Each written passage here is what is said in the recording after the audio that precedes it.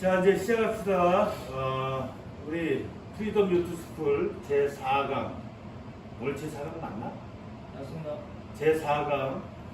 오전에는 엔진 교육을 시작합니다.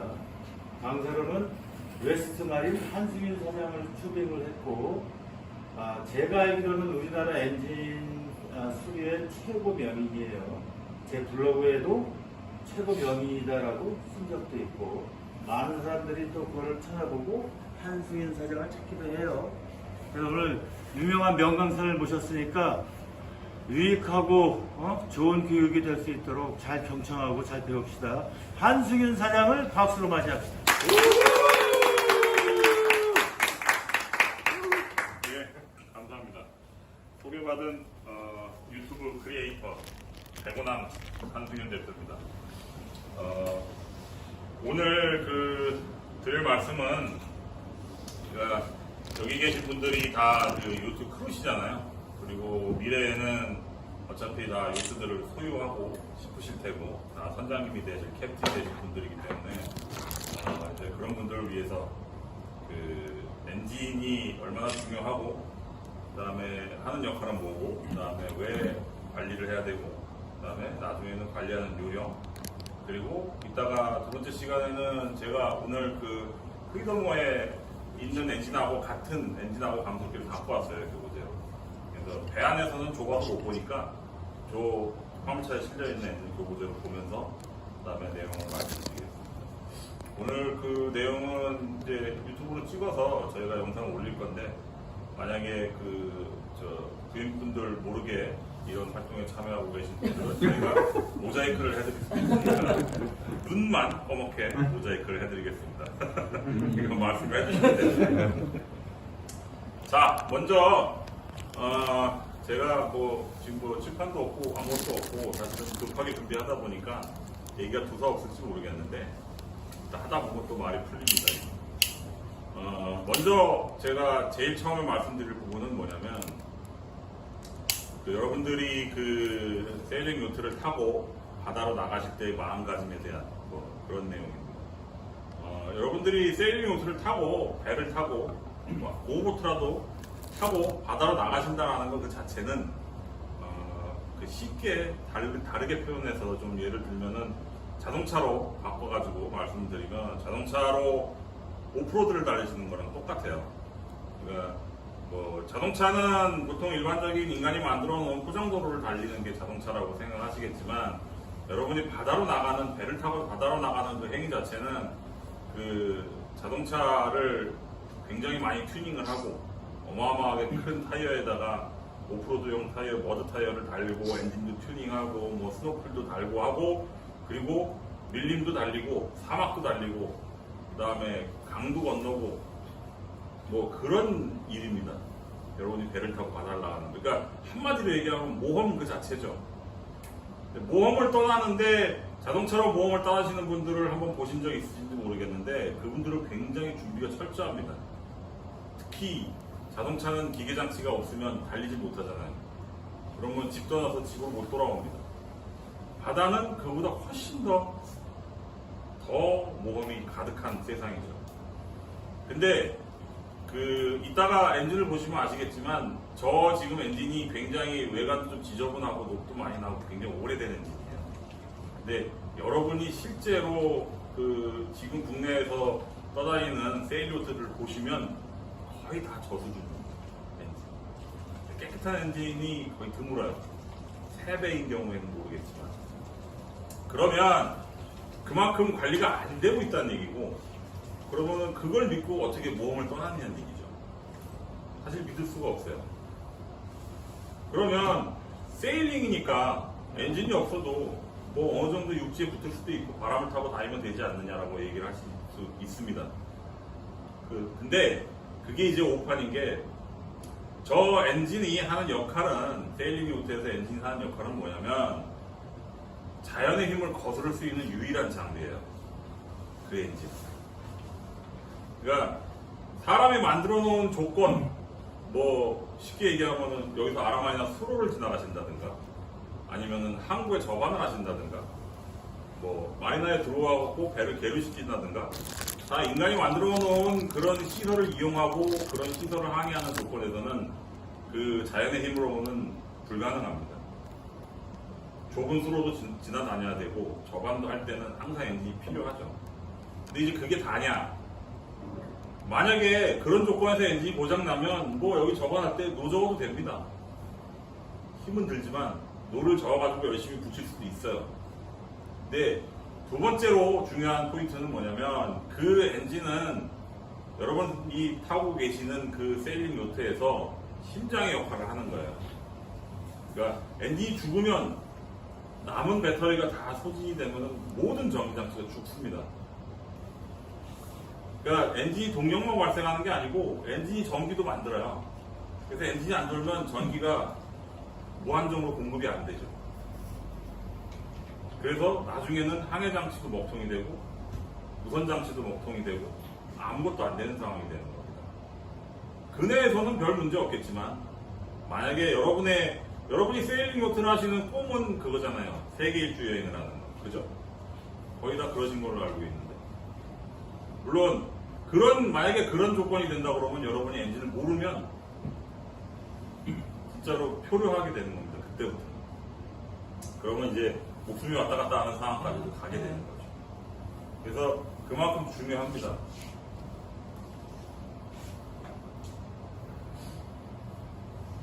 그러니까 여러분이 사용할 엔진은 대략적으로 소개를 해드리면 굉장히 단순해요.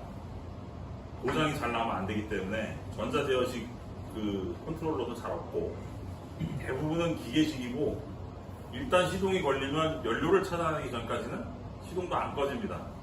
계속 돌아요. 연료만 넣어줍니다. 전기장치가 다 차단되고 배터리를 다 분리해도 저 엔진은 계속 돕니다. 그렇게 만들어졌어요. 일부러. 왜냐면 다른 문제로 항해 중에 엔진이 죽어버리면 안 되니까. 심지어는 저 엔진은 스타트 모터가 안 돌면 앞에서 레바로 막 돌려가지고도 시동을 걸 수 있습니다. 다 그런 배려가 있는 엔진이거든요. 그만큼 고장이 잘 안 나고 내구성도 좋고 훌륭한 엔진이지만 여러분이 관리를 안 하시면 사소한 거에서 엔진이 터집니다.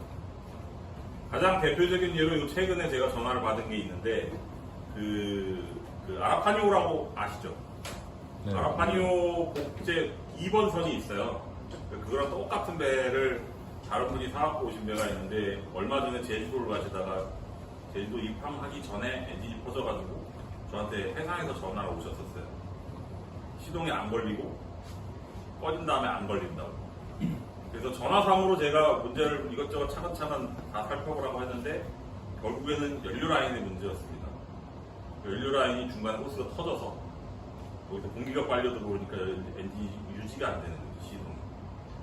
근데 굉장히 단순한 문제고, 그리고 제가 그 얘기를 말씀드린 이유가 뭐냐면 저 엔진은 전기장치 이런 거 다 필요 없고 가장 중점적으로 관리해야 되는 게 연료입니다.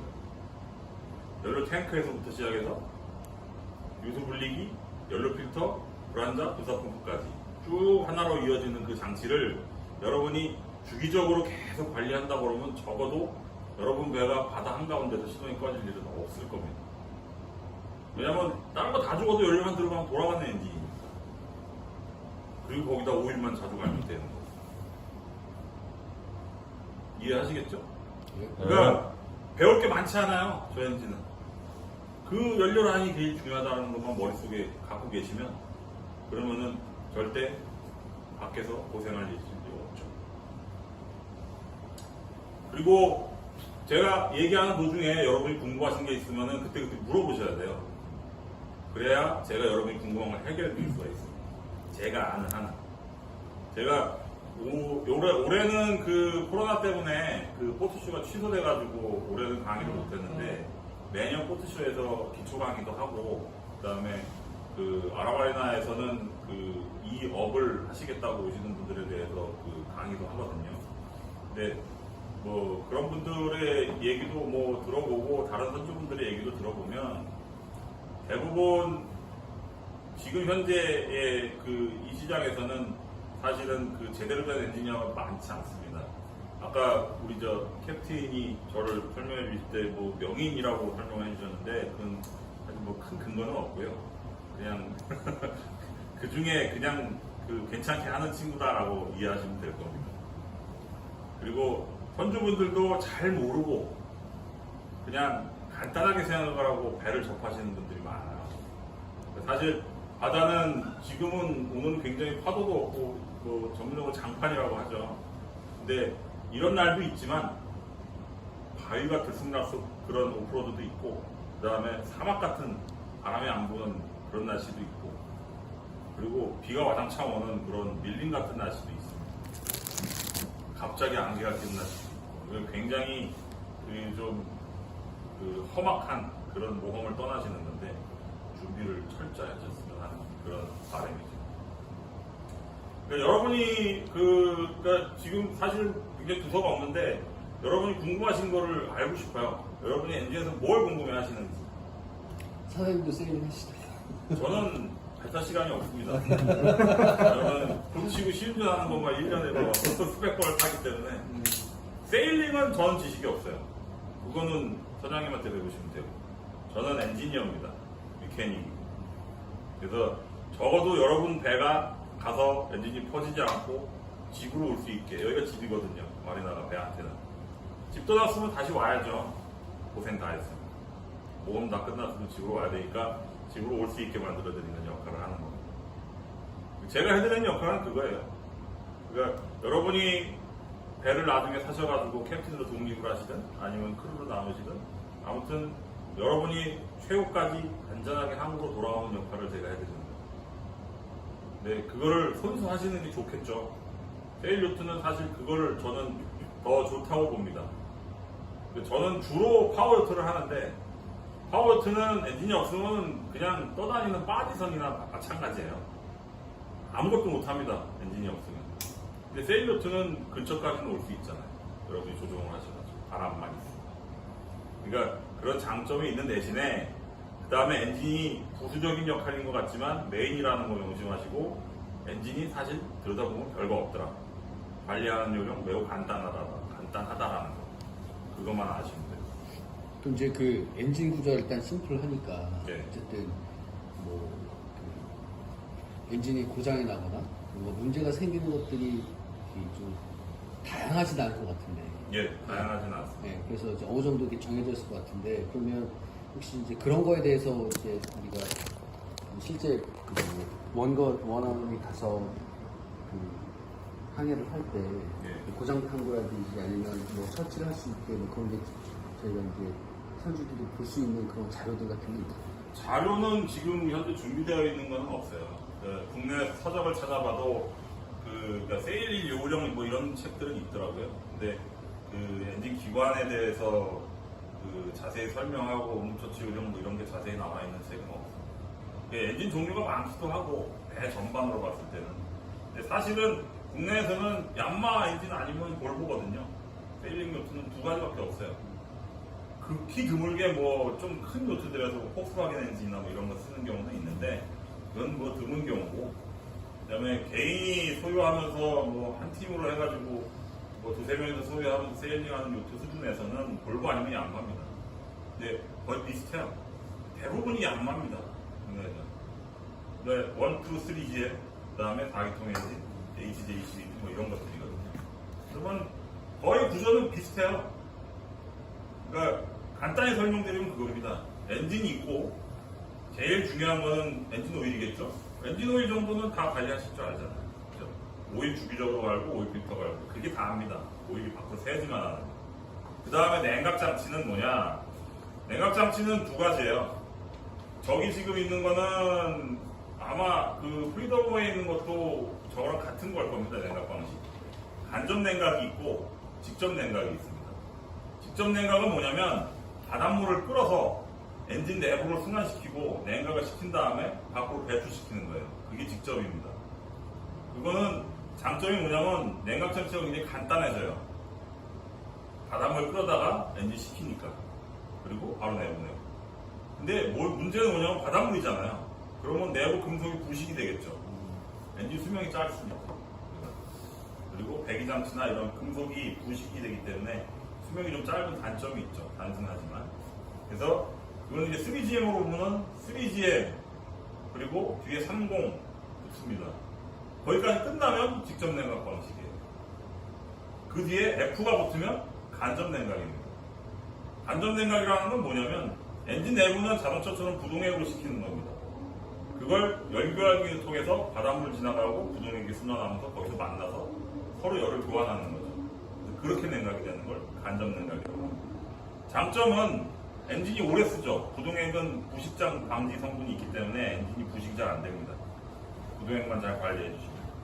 대신에 바닷물은 열교환기를 통해서 배기관을 통해서 단순하게 그리 빠져나가기 때문에 그 바닷물 통하는 라인은 부식이 될지언정 엔진 내부는 부식이 안 되기 때문에 엔진은 수명이 깁니다. 상대적으로. 그러는 두 가지 차이점이 있어요. 그 다음에 더 중요한 거 연료장치 제가 말씀드렸죠. 연료장치는 이따가 제가 부품 같은 거, 유수분리 같은 걸 제가 갖고 왔어요. 그런 걸 보여드릴 건데 연료 탱크부터 시작합니다. 연료 관리의 첫 번째는 연료 탱크예요. 디젤 엔진이기 때문에 디젤 엔진 안에는 박테리아가 삽니다. 그리고 박테리아가 뭘 만드느냐? 디젤 엔진은 오래된 필터 보면은 뜯어보면은 끈적끈적한 검은색 점성 물질이 나와요. 그게 박테리아 덩어리입니다. 그게 쌓여가지고 어디 걸리느냐? 연료 탱크에서 올라오는 파이프라인에 요만한 철망으로 된 필터가 있으면 거기 걸립니다. 거기가 제일 처음입니다. 연료 관리에. 그 박테리아 뭐 대사하고 난 노폐물 이런 거. 그렇죠. 그러니까 그 필터가 있는 연료 탱크다 그러면 그 필터에 걸려가지고 연료가 안 빨리 올라와요. 그런 경우 굉장히 많습니다. 그리고 왜냐? 한 10년 정도 된 배에서는 그런 일이 없어요. 근데 국내에 있는 요트들은 다 거의 20년, 30년 된 거 아니에요. 그러면 연료 탱크가 30년 됐다는 얘기인데 그러면 쌓여가지고 안 걸리는 게 이상할 정도죠. 사실은. 그래서 그건 처치 방법이 어떻게 되냐면 파이프를 뽑아서 망이 있으면 망을 잘라버립니다. 그냥 아예 안 막히게. 왜냐면 연료 탱크를 드러내갖고 청소하는 건 힘들거든요. 저 구석에 있기 때문에. 그래서 그냥 잘라버리고 대신에 유수분리기를 보통은 요만한 거 달려있어요. 물만 걸르면 되는 걸. 근데 그걸 대용량으로 키워서 필터가 있는 걸 써서 거기에 그 찌꺼기들이 걸리게 하는 거죠. 그리고 그 필터만 자주 갈아주면 연료 관리에 반은 넘는 겁니다.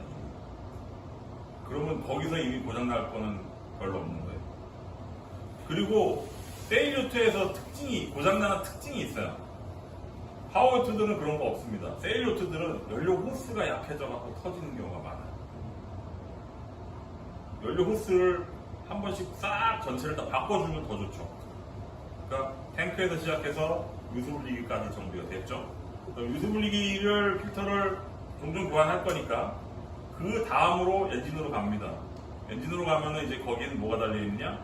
원래 엔진에 달려있는 요만한 또 유수분리기 필터가 또 있어요. 네, 그것도 필터링을 물이 고이고 하니까 풀러가지고 필터 바꿔주고 물을 빼주고 청소를 해줘야 되죠. 그 다음에 분사 펌프로 가는 겁니다. 분사 펌프를 통해서 노즐로 가서 엔진 각 실린더에 분사해주는 거는 전문가의 영역이니까 여러분이 거기까지 알 필요가 없어요. 엔진에 달려있는 필터까지만 관리를 해주시면 됩니다. 거기는 저희가 자가 정비가 가능한. 그럼 가능합니다. 이따 보여드릴 거예요. 필터 교환 주기는요? 필터 교환 주기는 제가 추천해드리는 건 매년입니다. 매년. 그러니까 운행 여부에 상관없이 1년에 한 번씩 갈아주는 게 좋다. 올해 운행을 뭐 한 번밖에 안 했으면 안 갈아도 되겠죠. 근데 한 번 확인은 해야 돼요. 그리고 유수분리기가 중요한 게 유수분리기는 보통 밑에가 투명해요. 그래서 운행을 안 해도 연료 탱크 안에 결로 현상이 생겨서 물이 쌓이거든요. 그러면은 1년 동안 세워놨던 배를 다시 시동을 1년 뒤에 걸면 바닥에 쌓여있는 물부터 빨리 올라옵니다. 그러면 그게 어디 걸리느냐? 유수분리기에 걸리는 거예요. 그래서 물은 거기 고여있고 연료만 올라가는 거죠. 근데 이게 쌓여가지고 유수분리기가 물이 넘쳐나서 엔진으로 빨려 들어갈 정도로 쌓인다 그러면 문제가 되겠죠. 그게 저희가 밖에서 육안으로 확인 가능한가요? 예, 확인을 하기 위해서 밑에가 투명하게 되어 있는 거예요. 물이 쌓이면 물하고 기름하고는 분리가 되니까 위에 기름하고 밑에 물층하고 눈으로 육안을 확인이 됩니다. 그러면 그럴 때는 필터를 갈고 밑에 물을 빼주는 거죠. 물만 빼줘도 됩니다. 급할 때는. 바다 한가운데서도 뭐 필터 갈고 청소하는 게 힘들잖아요. 물만 빼주고 에어 빼주면 해주면 돼요. 그러면 시동은 유지됩니다. 아무튼 엔진이 돌면은 집으로 올 수 있으니까. 그게 중요한 거죠. 그러니까 1년에 한 번 정도씩은 누수 분리기 부분하고 필터 그럼요. 분리기 안 부분하고 가라도 체크를 확인을 해줘야 돼요. 바다 가운데서 엔진이 꺼졌을 때 예. 긴급 조치로 지금 말씀해주신 거를 하려면 할 수 있나요? 뭐 분해를 그럼요. 할 수 있죠. 월미만 안 하시면. 불편한 것 뿐이지. 네. 월미만 안 하시면 할 수 있습니다. 그런 왜냐면 그런 주제로 유튜브 제작하시면 돼요. 뭐 앞으로 뭐 차차 하겠죠. 근데 촬영 조건이 되게 안 좋아요. 요트들은. 그렇죠. 좀 조그만 그 배는 이렇게 딱 규정화돼 있지 않아가지고 그러니까 엔진이 거의 안 보이는 요트들도 있고 그다음에 엔진이 그냥 훤히 보이는 요트들도 있고 엔진이 심지어는 어떤 배는 저 지난번에 포항 가서 본 요트인데 홀스도 밑에 있어요. 엔진이 저 바닥에 그런 엔진들도 있습니다. 그런 엔진들은 신경을 좀 써야죠. 잘못하면 물이 역류해가지고 엔진이 침수가 되니까. 그거 정비하시기도 힘드시겠어요. 근데 종류가 너무 많습니다.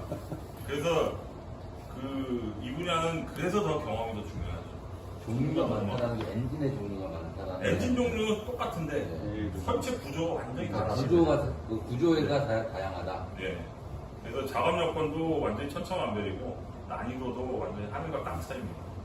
쉬운 거는 굉장히 쉽고, 근데 쉬운 거는 몇 대 없고요. 대부분 다 어렵습니다. 보시면 아시겠지만 덩치가 크잖아요. 그래서 기어 들어가기가 굉장히 어렵습니다, 사실. 그럼 요트 구매 조건 중에 하나로서 엔진을 좀 뭐랄까 쉽게 좀 수리할 수 있다라는 것도 하나의 좀 키포인트가 될까요? 구매 요소 중에 하나. 당연합니다.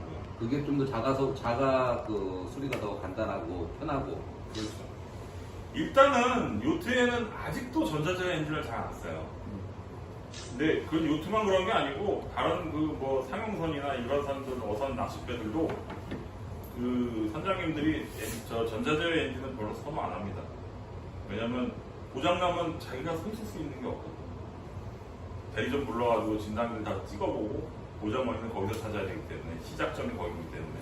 근데 그냥 일반적인 기계식 엔진, 디젤 엔진들은 엔진에 대한 지식이 조금만 있으면 원인은 찾을 수 있어요. 그래서 거기서 해결을 볼 수가 있죠. 그러니까 저 기계식 엔진, 연료를 예를 들면, 저 기계식 양마 3GM 엔진은 연료 펌프가 기계식이에요. 그래서 꾹꾹꾹꾹 눌러가지고 펌핑이 되는 그런 방식이에요. 근데 전자제어식은 기계식이 아니에요. 전동 펌프입니다. 그러면 바다 한가운데서 전동 펌프가 고장나면 뭘로 할 거예요? 고칠 수도 없고. 그리고 진단도 안 됩니다. 그게 도는지 안 도는지도 진단하는데 시간도 많이 걸려요. 근데 기계식은 그냥 보기에 직관적이죠. 딱 보면 알 수 있죠. 눌러보면 되니까 연료가 나오는지 안 나오는지. 그래서 정비성을 위해서라도 사실 기계식 엔진을 많이 씁니다. 그리고 가솔린을 안 쓰는 이유는 배도 위험하기도 하고 휘발성 가스 때문에. 그 다음에 경유는 어디서든지 위험하지 않게 연료를 공급받을 수가 있고 전 세계 어딜 가도. 그 다음에 디젤 엔진은 공회전에 굉장히 강합니다. 디젤 엔진을 공회전하는 거는 굉장히 자연스러운 동작이에요. 근데 가솔린 엔진이 공회전하는 거는 시동이 꺼지지 않는 직전에서 겨우겨우 도는 거라고 보시면 돼요. 그 차이가 있습니다. 그래서 디젤 엔진은 공회전을 아무리 시켜도 엔진에 악영향이 없는데 가솔린 엔진은 공회전을 오래 시키면 오래 시킬수록 엔진 안에 카본만 잔뜩 쌓이고 엔진에는 악영향이 있어요. 그래서 저런 제일요트의 선박에서는 디젤을 사실 선호하죠. 선박 엔진의 어떤 환경 규제 같은 게 요즘에 있나요? 지금은 일반 레저보트에는 없습니다. 없고 그런 엔진들에는 있죠. 상용선이나 상선, 여객선, 그다음에 그런 터보보트들 이런 것들에는 그런 환경 규제가 있죠. 그래서 검사에 그런 게 들어갑니다. 신조 엔진을 심지어는 넣을 때도 신조 엔진의 람다가스 측정치를 검사를 받게 돼 있어요. 그래서 그 측정치가 만약에 측정치를 기준을 도달하지 못하면은 엔진을 팔 수가 없습니다, 새 엔진. 그래서 그런 거를 여객선에 대해서 달 수가 없고 레저볼트에는 달 수 있죠. 그런 기준이 없습니다. 근데 앞으로는 생길지 모르겠는데 쉽지 않을 거예요. 기존에 있는 배들이 너무 오래된 엔진들이 많고, 그리고 뭐 그것까지 그 단속을 하게 되면 선주분들의 그 반발이 심하죠. 왜냐면 그게 비용이 한두 푼 드는 게 아닙니다. 그렇게 따지면 엔진을 주기적으로 검사할 때마다 다 분해해가지고 개방 검사를 했죠. 근데 그건 비용이 만만치 않으니까. 레저 즐기겠다고 개방 검사는 사실 조금 아직은 시기상조죠. 개방 검사라는 게 완전히 다 예. 드러내는 걸 말씀하시는 거예요? 개방 검사는 엔진을 드러내서 다 분해를 해서 검사관이 와가지고 각종 기계적인 부분들의 수치를 재합니다. 재서 이거 가르라고 얘기를 해요. 그러면 작업자가 그걸 다 갈아가지고 엔진 조립하고 다시 얹는. 현실적으로 좀 어렵겠네요. 이런 거. 그렇죠. 어렵죠. 상선 정도만 그렇게 하겠네요. 상선, 여객선, 납십배, 그러니까 허가된 배들 있죠. 네. 허가가 필요한 배들. 그런 배들에는 개방 검사가 의무화 돼 있습니다. 그래서 몇 년에 한 번 엔진을 분해를 해요. 그게 그런 그 여객선들이나 뭐 납십배들이나 이런 거에서는 해난 사고를 그 예방하는 차원이 있기 때문에 긍정적인 측면도 있어요. 근데 사실 아직까지는 레저포트는 뭐 개인의 책임으로 올리죠. 뭐 자가용 같은 거니까. 버스나 트럭 같은 거 이런 경우가 아니니까 그러니까 영업용이 아닌 목적에 그렇죠. 그런 차들은 자동차들도 트럭이나 뭐 그 승합차들은 검사 시기가 짧잖아요. 1년에 한 번 검사하기도 하고 뭐 그러지 않습니까? 그런 거랑 마찬가지. 승용차는 검사 시기가 길고 이제 선박에서는 더 그게 더 크게 작용을 합니다. 아까 분사 펌프까지 말씀해 주셨는데 예. 분사 펌프 다음부터는 뭐 다른 것도 없나요? 거기서는 연료만 안 세면 뭐 그리고 그거는 그 현장에서 바다 한가운데서 엔진이 도는 상황에서 해결이 안 됩니다. 어차피 만약에 노즐이 막혔다든가 그러면 거기서 어떻게 해결할 겁니까? 거기서 엔진 자체의 문제. 그렇죠. 기계. 거기서부터는 이제 메카닉이 개입을 해야 됩니다. 저희 영역이 아닙니다. 근데 뭐 배우실 수는 있어요. 이런 만약에 그런 그 아카데미를 개설을 해달라고 그러시면은 그 엔진을 뭐 여러 대 갖다 놓고 같은 3JM 엔진 갖다 놓고 분해 조립하고 뭐 그런 것들을 하죠. 근데 분사 펌프하고 분사 노즐은 저도 안 합니다. 전문 업체에 갖다 주지. 왜냐면 그 측정 장비가 따로 있거든요. 그래서 거기다 갖다 주고 거기서 수리를 받아다가 이쪽 보통 엔진을 수리하게 돼요. 이제 그럼 엔진 파트까지는 되는데 엔진이 끝나고 나면 이게 엔진이 돌면서 예. 이게 크랭크쭉 돌려서 이제 프로펠러까지 갈 거지 않습니까? 그렇죠. 이 부분은 또 따로 없나요? 엔진이 있고 그 다음에 이제 엔진이 끝났으니까 그 밑에 감속기가 있습니다. 감속기가 하는 역할은 뭐냐? 뭐 이름이 감속기니까 감속이죠. 엔진이 한 바퀴 돌 때 뒤쪽 프로펠러 축은 몇 바퀴 돌려주느냐. 감속이니까 더 빨리 돌지는 않죠. 보통 늦게 돕니다. 감속비가 2대1이다 그러면 엔진 한 바퀴 돌면 이건 반 바퀴 도는 거예요. 그러면은 엔진 축이 내는 힘을 반 바퀴 돌면은 그만큼 힘은 배가 되고 속도는 떨어지는 거예요. 감속이라는 게 그런 거. 그러니까 힘이 좋아지는 거죠. 한 그렇죠. 바퀴 돌리면서 밀어내는 속도는 떨어지고 힘만 좋아지는 거예요. 그 얘기는 토크 토크로서 그런 네. 거로 시작합니다. 그걸 뭐 1단 기어, 2단 기어 넣는 게 그런 거죠. 일단은 감속비가 굉장히 큽니다. 크고 대신 힘은 좋잖아요. 속도는 느리지. 그런 개념인 거죠. 감속기가. 이제 선박에서 쓰는 거는 1, 2단이 없어요. 그냥 감속비, 단일 감속비입니다. 그래서 그걸로 프로펠러 피치를 가지고 최종 속도를 결정을 하는 거죠. 나머지 속도 올리는 건 엔진 RPM이 올라가서 올라가는 거죠. 그러면 이제 감속기가 하는 역할은 감속이고, 그 다음에 또 다른 역할이 있잖아요. 전후진 해야 될 거 아닙니까? 그죠? 그러면 전진 기어가 있고 후진 기어가 있는 겁니다. 같은 감속기로. 그래서 전후진 해주고, 중립이 있고, 그 다음에 감속을 해주고, 딱 세 가지 역할이 있는 거죠, 감속기. 근데 엔진만큼 당연히 중요합니다. 그죠? 감속기에서 헛돌아버리면은 배가 안 가죠. 엔진 안 만들어서 뭐 할 거예요. 그러면 이제 엔진은 계속 도니까, 발전기도 계속 도니까, 구조 요청을 하고 기다려야죠. 가지 못하니까. 그럼 차로 치면 뭐 변속기 기능을 한다고 보면 되겠네요. 그렇죠. 그렇습니다. 전후진도 다 되고. 네. 감속기에서 개인 소유주가 뭐 관리해야 될 포인트는 따로 없나요? 오일밖에 없습니다. 아, 오일만. 예. 그럼 거기는 별도의 오일이 들어간다는 거예요? 아니면 그 얀마를 예를 들어서 말씀을 드리면 얀마 엔진에는 그냥 엔진오일을 쓰시면 돼요.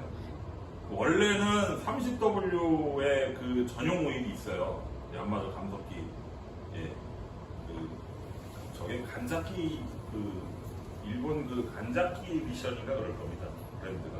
거기 전용 오일이 있는데 전 세계 누구도 구글 검색해 보시면 전 세계 누구도 그 전용 오일 안 씁니다.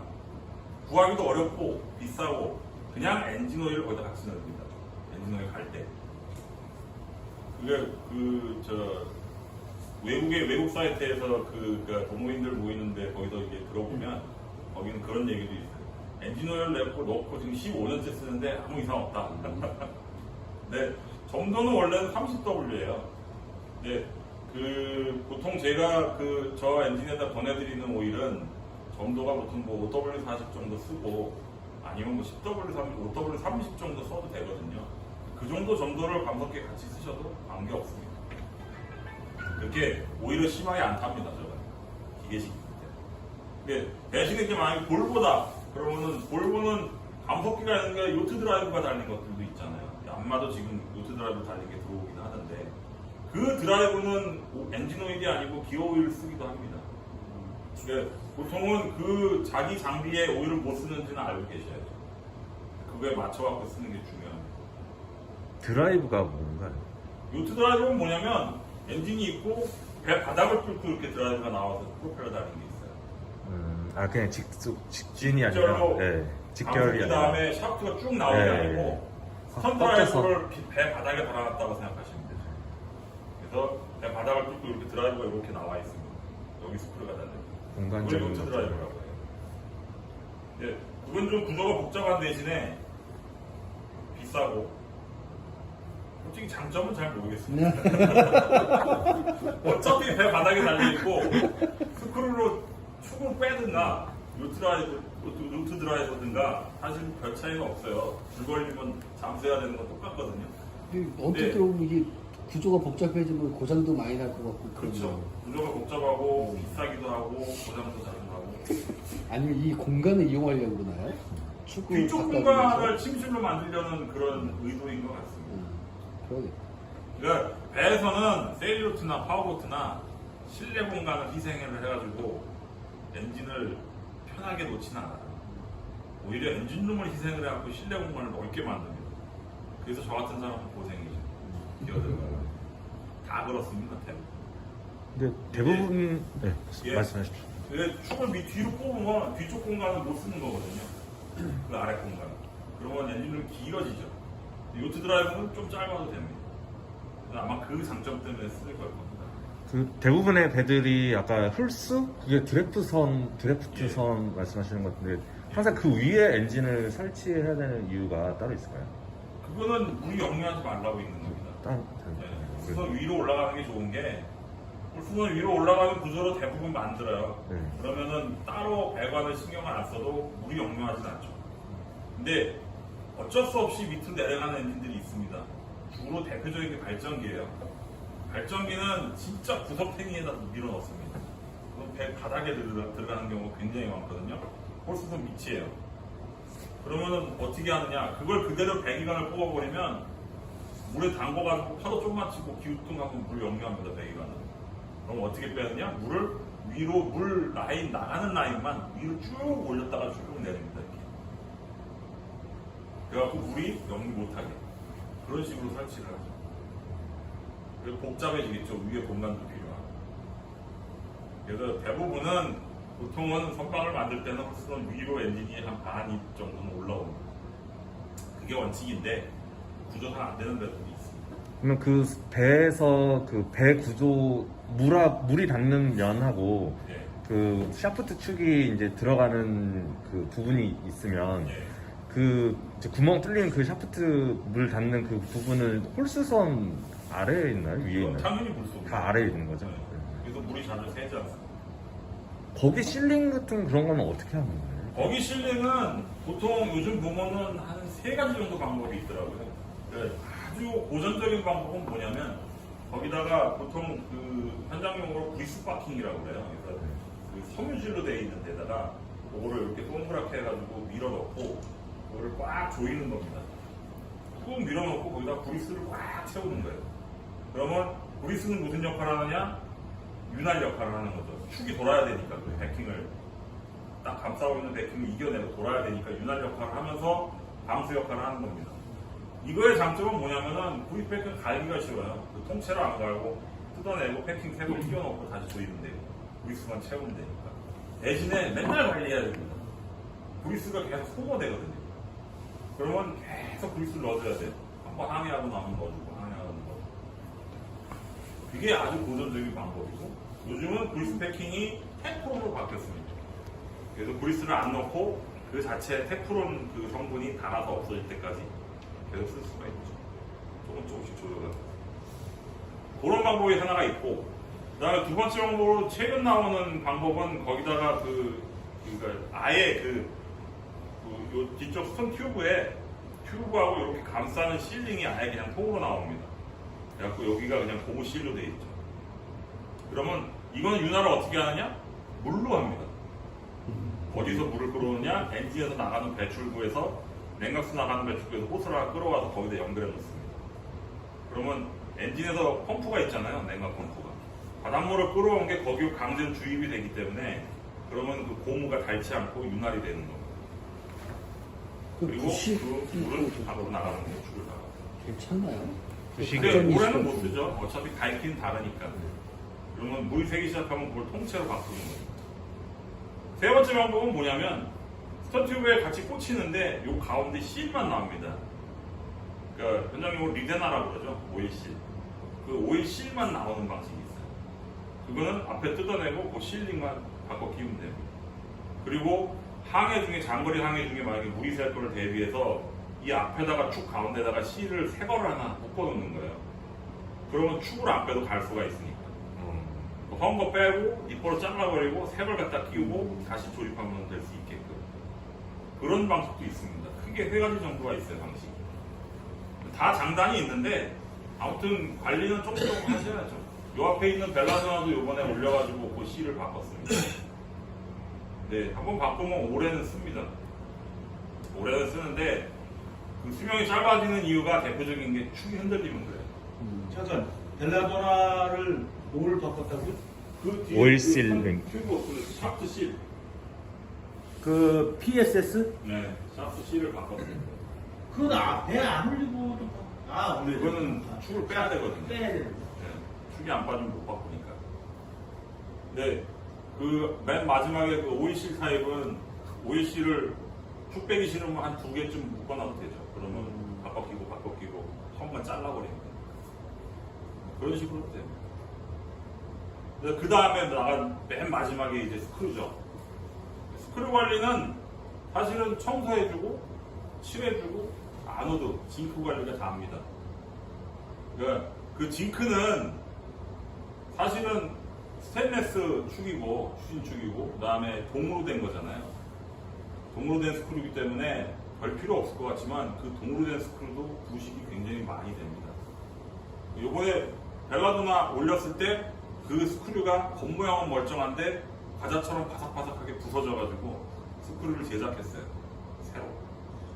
그러니까 부식이 된다는 것 자체는 진짜 스폰지처럼 그 가운데가 부식이 돼서 굉장히 약해집니다. 금속이라는 것 자체. 그래서 샤프트는 그래도 스테인레스니까 좀 나은데 스크류는 그런 식으로 부식이 되니까 그걸 막기 위해서 거기다가 징크를 달아놓는 거죠. 축 가운데다가. 그러면은 전기적으로 쭉 다 연결이 되어 있기 때문에 스크류까지도 보호가 됩니다. 부식이. 징크라는 건 기능이 어떤? 징크의 기능은 간단히 설명드리면 그거예요. 뭐 전기적으로 뭐 마이너스 전하가 뺏기는 과정이고 뭐 이렇게 얘기하면 사실 못 알아듣습니다. 아무도. 간단하게 설명을 드리면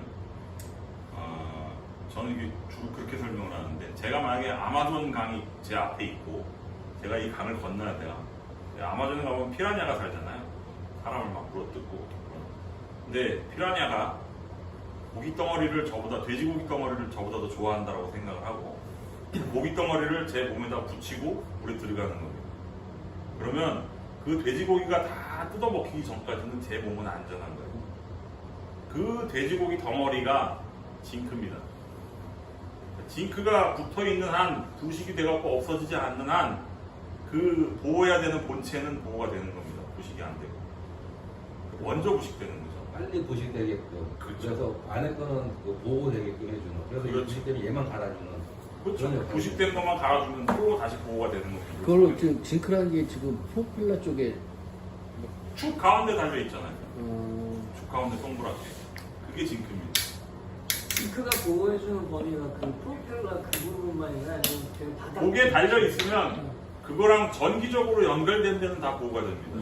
심지어는 전기선으로 쭉 연결해 놓으면 그것도 보호가 돼요. 왜냐면 전기적인 과정이거든요. 아, 이렇게 뭐, 축을 부식이라고. 연결한 엔진까지도 다 범위가 그렇죠. 되는 엔진까지도 범위가 되죠. 전기적으로 연결돼 있습니다. 그러니까 이게 뭐 코팅처럼 이렇게 바르는 게 아니고 전화, 전기적으로 운전하는데 어, 그러니까 어떤 분들은 그러세요. 그걸 새 거로 달아놓으면 이쁘고 깨끗하잖아요. 근데 물에 담갔다가 뭔 일이 있어 한 달 뒤에 올렸는데 막 사가 있고 막 부식돼 있고 이거 단지 한 달밖에 안 됐는데 왜 이러냐고 물어보시는 분이 계세요. 정상입니다. 그게 안 사그면 이상한 겁니다. 그리고 아노드라고 해요. 원래는 징크라고 안 하고 징크라고 하는 거는 보통 바다에서 아연을 징크라고 하거든요.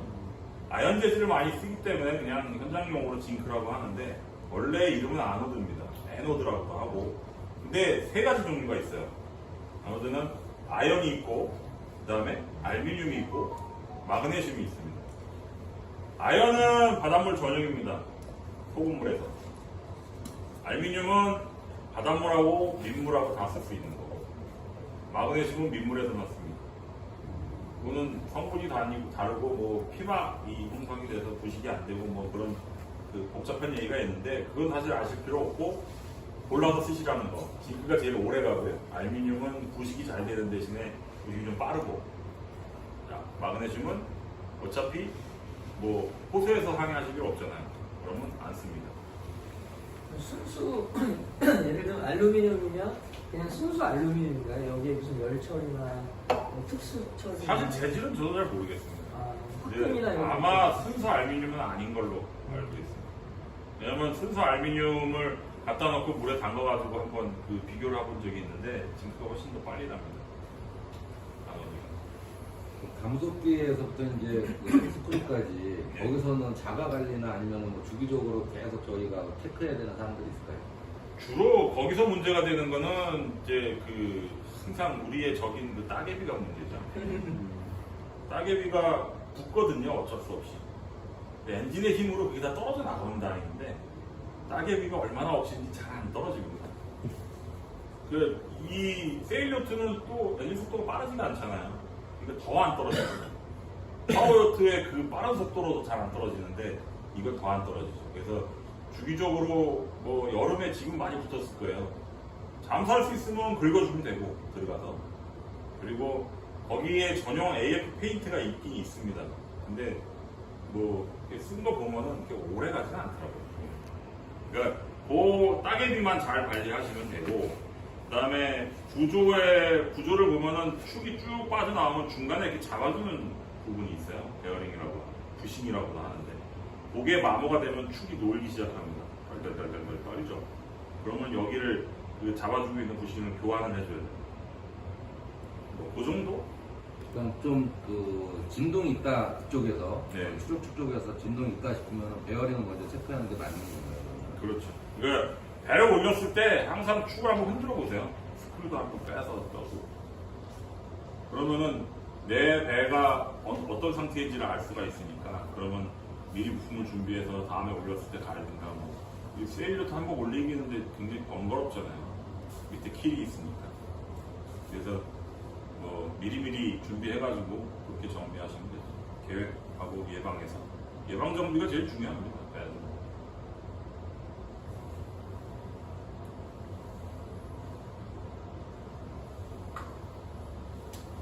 그 징크 종류가 알루미늄이랑 마그네슘이랑 알루미늄. 아연. 아연.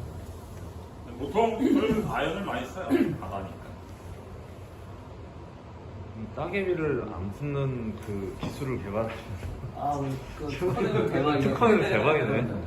유명한 우리 회사. 아니 징크 에너드처럼 따개비 안 붙는 걸 개발하면 그런 기술이 있긴 있어요. 배 바닥으로 미세하게 전류를 이렇게 쫙 흘려보내는. 근데 타인 그거는 입장에는 짜릿해. 그렇죠. 그거는 그 어떨 때 쓰냐면은 대형 상선 철선의 경우에는 그런 장치 쓰기도 합니다. 전기를 전류를 흘러. 네, 다 비싸요. 마린용품은 다 비쌉니다. 싼 게 없어요. 따개비 천적을. 성빈이 형, 개가 붙어 있어. 개가 성빈이 형님이 왕소라, 천국이지. 왕소라. 성빈이 들어가서 다 땄다니까. 성민이 형 얼굴을 비춰. 자, 뭐 더 궁금하신 거 있으신가요? 여기 실전으로 갑시다. 네. 이전보다 실전이 더 중요합니다. 잠깐 밖에 쉬었다. 나가서 잠깐 쉬었다가요. 잠깐 쉬었다. 잠깐 쉬시고 10분만 쉬시. 예. 밖에서 뵙겠습니다.